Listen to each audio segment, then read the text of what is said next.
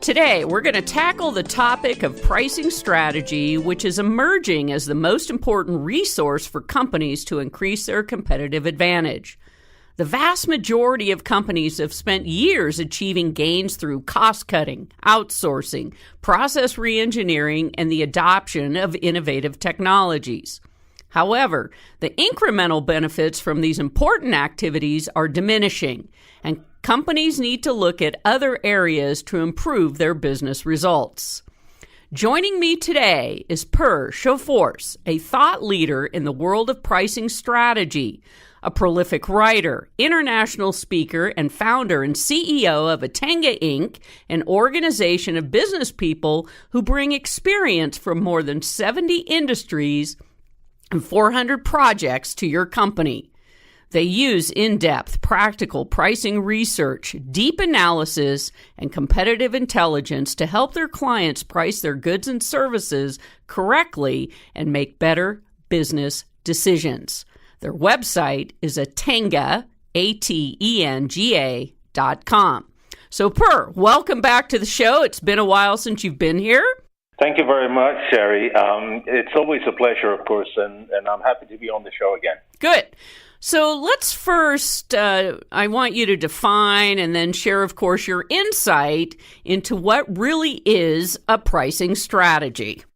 Well, anybody who sells anything has a pricing strategy. Sometimes it's a very simple pricing strategy. Actually, more often it's a very simple pricing strategy where companies maybe take their cost and slap on a fixed margin. They may peg their price to a competitor. Or then we have the ever popular to figure out the price that just feels good for whoever sets the price. But that's really what you want, because when you have using these simple pricing strategies, you leave massive amount of money on the table, and not only do you see your revenues are to become subpar, so does your profits, your sales level. The right pricing strategy is to set a pricing strategy that is aligned with your customer's willingness to pay. And when you set your pricing strategy to that willingness to pay, it is not unusual to see a doubling of profitability at the same time as sales growth also double. And for those who have equity in companies, this is really important because it can more than double the shareholder value. Well, when you talk about, because your company, Atenga, I mean, you guys go in, you've helped, some pretty large, probably Fortune 500 companies really look at that. What is a customer willing to pay?